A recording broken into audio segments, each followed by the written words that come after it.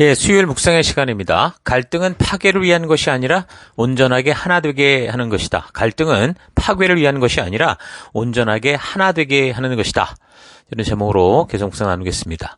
자, 어제 우리는 이제 예루살렘 공회에서 하나님의 주신 그 율법의 말씀을 이제 하나님의 의도를 따라 믿음으로 살아가야 된다라는 그 중요성을 이제 깨닫고 결단하고 모든 성도들에게 이제 알리게 되는데, 이제 바울이 그래서 바나바와 더불어서 저 1차 전도 그 여정에 씨를 뿌렸던 그 교회들을 이제 다시 돌아보며 이런 또 메시지를 주기 위해서 팀을 만들려고 하다가 이제 서로 심하게 다투게 되면서 이제 전도팀이 이제 두 개가 되는 그 원인과 그 이유에 대해서 우리가 생각을 해보았습니다.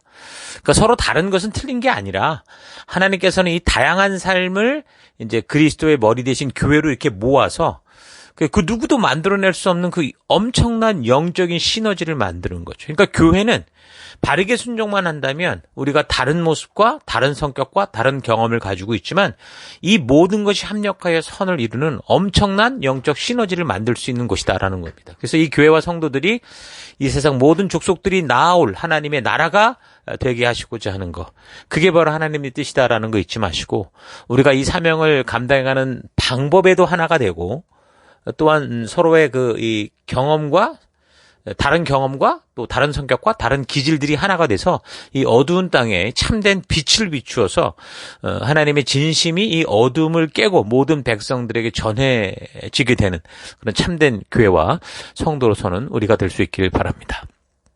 자, 그래서 계속해서 이제 말씀을 살피면 15장 41절 마지막 절, 수리아와 길리기아로 다니며 교회들을 견고케 하니라.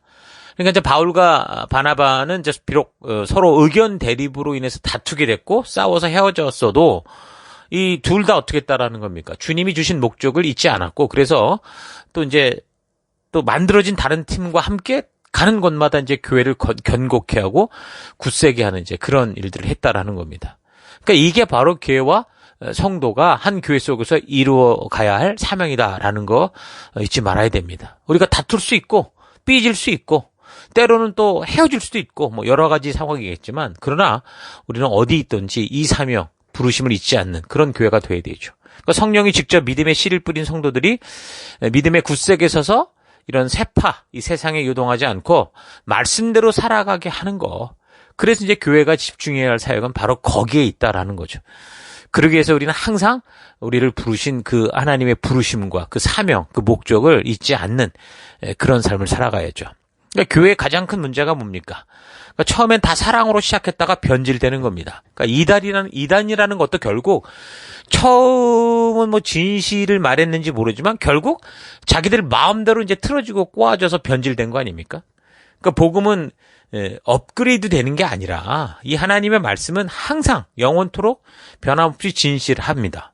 그래서 이 변함없는 복음, 그 말씀이 우리를 깎고 다듬고 변화시켜서 성장하게 하는 거죠.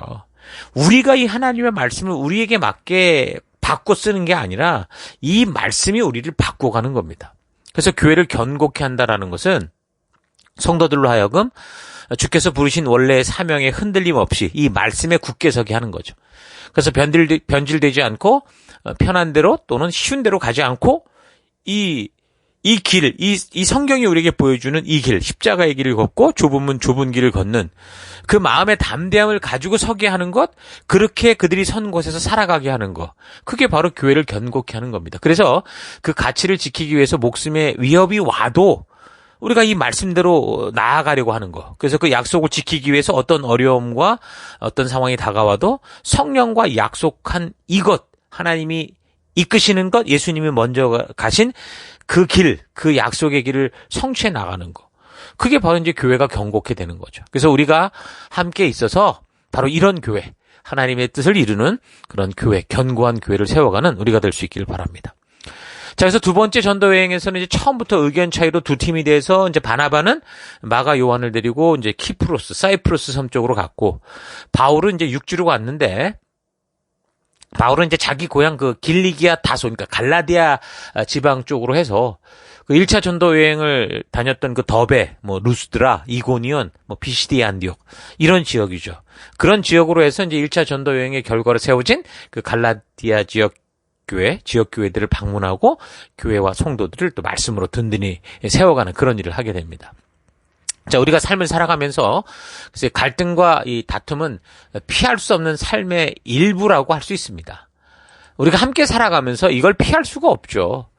그래서 완전히 고립돼서 아무도 만나지 않고 혼자 살아간다면 다툼과 갈등이 없겠지만 사람은 절대로 그렇게 혼자 살 수가 없습니다. 그리고 우리가 함께 살아가면서 우리는 점점 가까워질 수밖에 없고 가까이 함께 함으로 말미암아 하나님이 이 공동체, 이 가정, 이 사회를 주신 그 참 기쁨과 그 하나님의 그 창조의 이 놀라운 선물을 누릴 수 있기 때문에 그렇게 우리는 가까워져야 되는데, 근데 이제 가까워질 때 생기는 갈등이 있고, 멀리 있으면 아무 상관도 없죠. 근데 가까워지고 함께 있으려다 보니까 갈등이 생기고, 다툼이 생길 수밖에 없어서 이건 피해갈 수 없는 그냥 자연적인 현상이다라는 겁니다. 그래서 우리는 이 갈등과 다툼을 바르게 활용할 수 있어야 되는 거죠.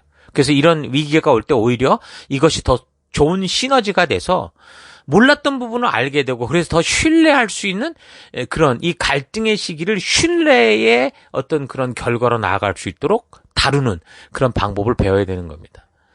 그러니까 변화시킬 수 없는, 그러니까 받아들여야 되는 것은 받아들이고 내 스스로 변화시킬 수 있는 건 나 자신이니까 내가 나를 변화시켜가면서 하나님이 부르신 사명과 목적에 집중해서 나가다 보면 그러다 보면 어느 순간 많은 영혼들이 처음에는 나와 다른 생각을 가진 줄 알았는데 나중에 봤더니 내가 먼저 헌신하고 내가 먼저 배려하고 내가 먼저 사랑하며 주신 부름의 길을 묵묵히 걷다 보니까 언젠가 같이 걷는 하나의 동역자가 돼서 함께 서로의 영향력의 원 안에서 시너지를 만들어내는, 그래서 함께 가는 기쁨을 누리는 그런 일들 우리가 이제 맛보게 될 겁니다.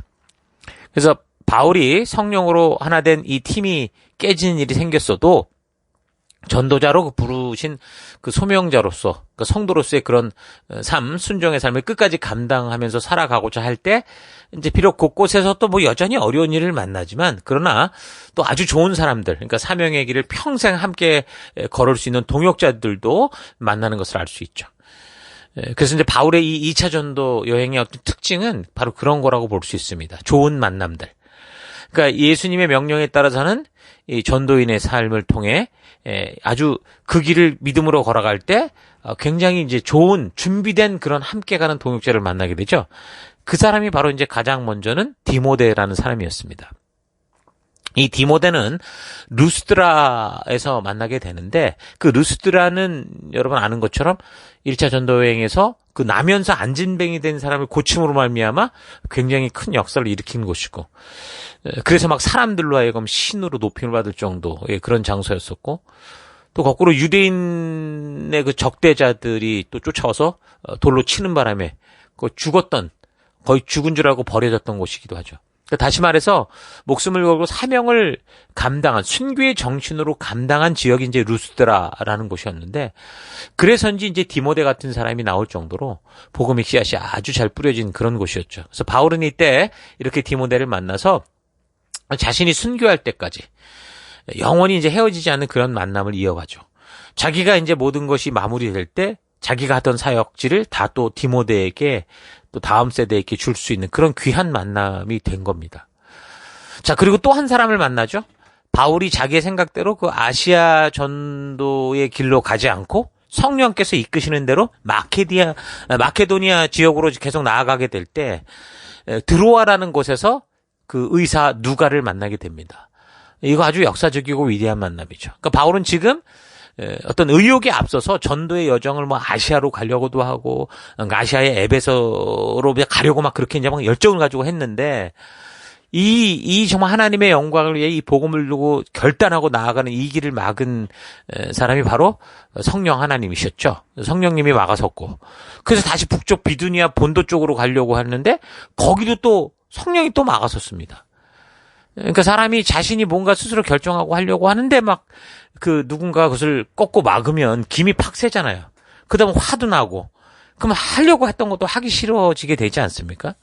그러나 바울은 그렇게 의욕이 꺾여서 실망하고 포기하고 그렇게 하지 않고 계속 일단 열린 길로 나아간 겁니다.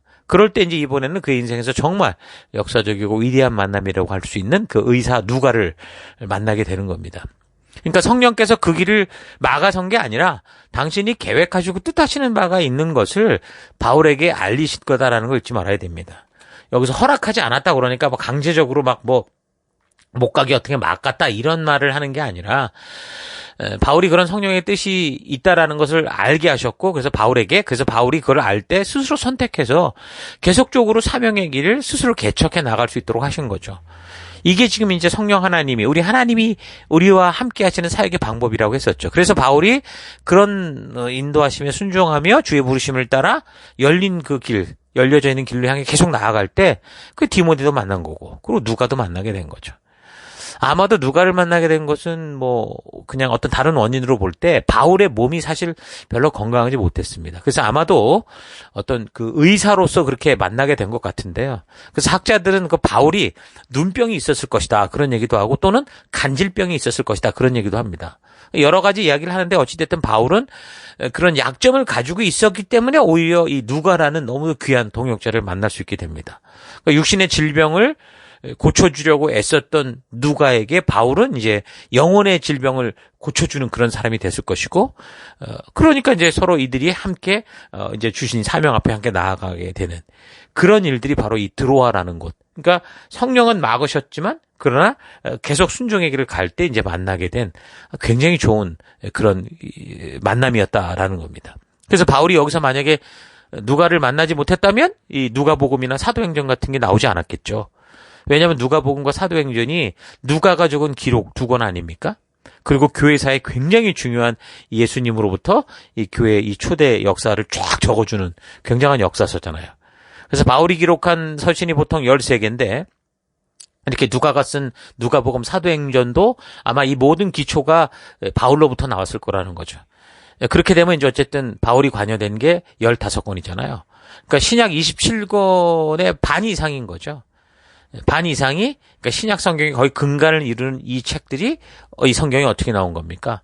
바울이 성령의 말씀을 따라 스스로 순종하며 막힌 길이 있어도 포기하지 않고 전도의 사명을 감당할 때 이 좋은 사람을 만나면서 이뤄놓은 놀라운 역사다라는 겁니다. 자, 그러니까 좋은 동역자를 만나는 것도 사역 속에서 참 복된 것을 알 수 있죠. 그래서 자신의 인생길에서 내가 뭐 어느 지역을 가고 어떻게 살든 간에 거기서 좋은 사람을 만나서 오늘 내 인생이 정말 그를 만남으로 이렇게 업그레이드 될 수 있었다라는 그런 사람이 있다면 정말 복받은 사람 아닙니까?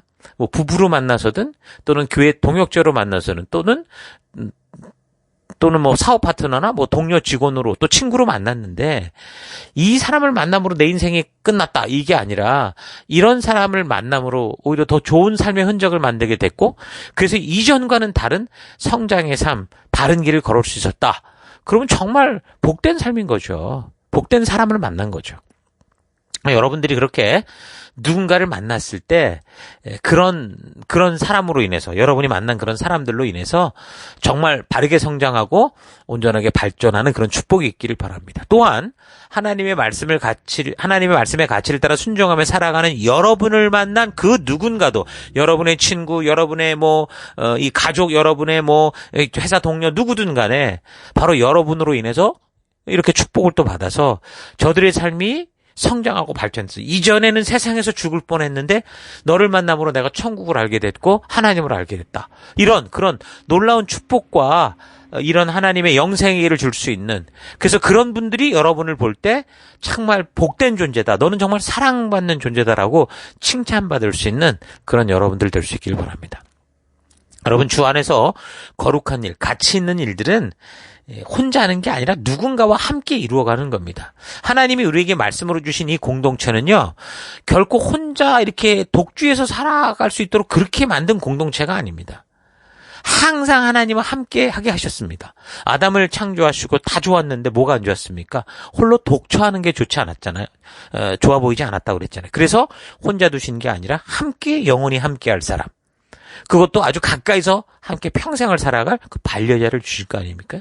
그러니까 하나님이 처음 만든 이 기관이 바로 가정입니다. 그래서 이 가정은 소중한 거예요. 그래서 이 가정에 남자와 여자가 만나서 또 다른 생명을 낳을 수 있는 이것이 하나님이 첫 번째로 세우신 이 모든 이 만물이 살아갈 수 있는 이런 이 존재할 수 있는 방법인데 뭐 여기에 뭐 동성애 같은 이런 이상한 것들이 껴들어 가지고서 이런 이 원칙을 바꿔가는 거, 이 참 심각한 겁니다. 뭐 그 전에 미국 같은 경우 클린턴 이 트럼프 대통령이 있을 때는 그러니까 그런 부분 안에서는 좀 단호하게 뭘 했던 것 같아요. 근데 다른 삶에 있어서는 도대체 이 사람이 예수를 바르게 믿나? 그런 의문을 들지만 또 그런 데서는 또 단호한 것이 있었는데 이번에 뭐 바이든이 되면서 이 사람은 그냥 이상한 것들을 다 오픈하고 열고 지금 이루고 있어서 참 심각하다고 생각을 합니다. 그러니까 지금 이 하나님이 세우신 이 기초, 이 가정이라는 이 굉장히 중요한 이 공간이 무너지면 결국 이 인류는 다 망하게 돼 있습니다. 그래서 우리가 힘써서 이 가정을 지키고 우리의 자녀들에게 이 혼탁한 세상 속에서도 하나님 주신 이 귀한 만남, 이 가정이 얼마나 중요한지를 잘 교육하고 알려가는 우리가 돼야 될 겁니다. 그러니까 하나님이 창조하신 세계는 혼자 잘 살아가는 세계가 아니라 항상 더불어서 함께 살아가는 세계를 만드셨다라는 거 우리가 잊지 말아야 됩니다. 그래서 말씀대로 순종하는 자리에서 우리가 이제 이렇게 이 사람을 세워가는 이 부름받은 교회라는 이 하나님의 가족 함께 해야 된다는 거 아니에요? 이 가족 여기서 그 같이 교회로 들어오는 사람들을 만나기 싫어하고 뭐 두려워하고 회피하고 기피하고 이런 식의 삶이 되면 결국 하나님 신 기초적인 우리의 생존의 방법을 거절하는 거기 때문에 그 하나님이 이 꿈꾸시고 하나님이 부탁하신 이 일들을 온전하게 이루어가지 못합니다. 그래서 그런 태도로는 하나님의 온전한 뜻을 배우지도 못하고 하나님의 마음도 알 수 없고 그래서 성장도 안 되고 심지어 자칫 잘못하면 교회를 이상한 개인주의 공간으로 만들어버릴 수도 있죠. 여러분 바울이 만약에 예수님의 말씀대로 순종하는 전도의 삶을 살지 않고 그래서 계속 나아가면서 함께 만나게 해주시는 이런 귀한 사람들을 향해 마음을 열지 않았다면 누가를 만나지도 못했을 거고 그럼 바울의 활동이 거의 기록으로도 남지 않았을 건데 그럼 우리는 지금 초대교회를 이렇게 살펴볼 수 있는 것에 대해서 아무 무지했을 겁니다. 바울이 비록 처음부터 다투고 뭐 관계 가운데 어려웠어도 끝까지 예수님께 주신 사명에 헌신하면서 전도인의 삶을 살아서 순종함으로 결국 이제 많은 환난과 어려움을 만나기도 했지만 그래서 또 좋은 사람 디모데를 만나고 누가도 만나고 그래서 결국 하나님께서 이루시는 이 열방을 향한 이 복음의 통로가 되는 그런 사역을 온전히 감당할 수 있었던 겁니다. 그래서 이 고난 여정을 함께 걷고 경험하고 순종하는 순종의 길을 걷게 되는데 그것 말고도 어떤 일이 있습니까? 그런 전도의 삶이 고스란히 기록으로 남을 수 있는 그런 일도 되잖아요. 그래서 그것이 성경이 됐고 성경과 역사가 됐고 우리는 지금 그것을 보면서 하나님의 일하심을 볼 수 있는 그런 축복이 우리에게 임하게 된 겁니다. 자, 그러므로 여러분의 삶의 현장에서 이렇게 하나님이 부르신 전도인의 삶, 성도의 삶을 사는 것을 두려워하지 마시고 무수하지 마십시오. 그러니까 말씀대로 살기 위해서 오는 갈등과 이 다툼들은 당연하다고 생각하고 받아들이면 됩니다.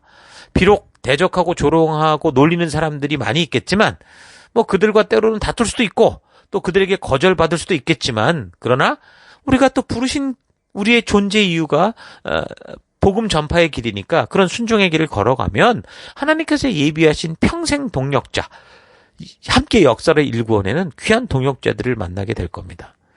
이게 하나님의 일하시는 방법이에요. 그래서 우리가 셀로 모여야 되고 셀로 모였을 때는 이 공동체가 문을 활짝 열고 또 많은 사람들을 받아들여야 되고 또 그 안에서 이런 만남을 통해 하나님이 우리를 통해 일하시도록 또 우리가 말씀으로 그런 이 마음을 기경하고 씨를 뿌리고 자라게 하는 일들을 해야 되는 거죠. 그러니까 어떤 이들은 뭐 그렇게 우리가 열심히 해도 어떤 사람들은 관심이 없는 사람도 있긴 합니다. 근데 또 생각해 보세요. 어떤 사람들은 정말 귀한 동역자가 되고 그냥 생각만 해도 이렇게 기분 좋은 그런 사람들도 우리가 만나지 않습니까?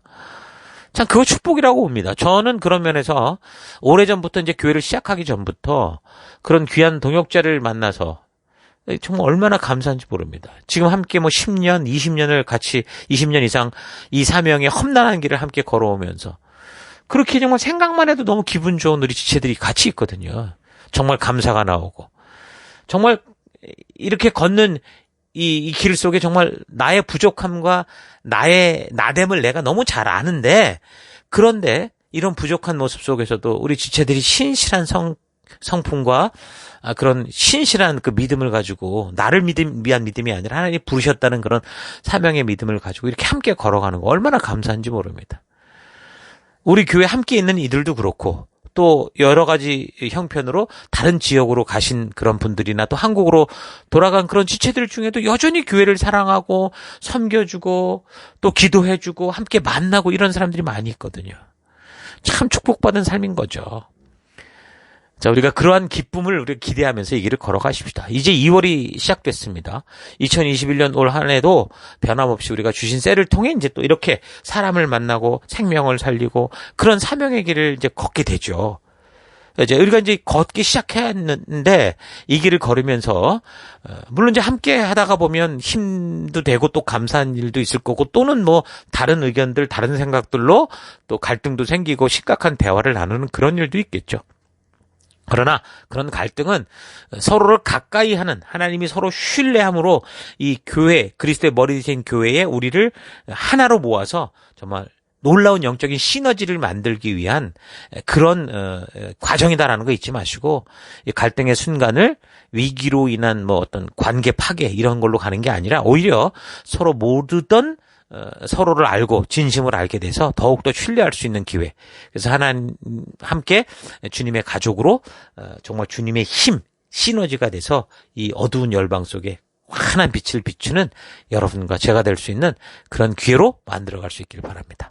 자, 오늘 하루 우리는 이 땅의 천국과 같은 교회를 견고하게 지키는 사명을 가진 하나님의 귀한 백성으로 부름 받았음을 잊지 않았으면 좋겠습니다. 비록 형편없는 모습 이대로 우리를 받아주셔서 너무도 허접하고 교만하고 거칠고 딱딱하지만 우리가 새 언약된 교회 안에서 함께 거하고 오직 주의 말씀을 우리의 삶의 유일한 가치요, 그래서 우리를 깎고 다듬어서 주의 백성답게 만드는 유일한 도구로 생각하면서 살아간다면 언젠가 그리스도의 장성한 그런 분량으로 자라나서 하나님의 마음을 품고 감출 수 없는 빛과 소금된 삶을 살아가는 하나님이 찾으시는 건 영적인 아비들이 될 겁니다.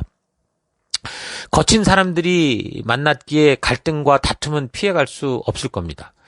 사람들의 관계 속에서 거친 인격의 표면을 깎아내는 그런 일들을 그래서 하나님이 하시게 되는데, 그 깎아내는 유일한 도구가 결국은 우리가 함께 있는 거고, 그렇게 해서 갈등이 생기고 부딪힘이 생기고 다툼이 생기는 거죠.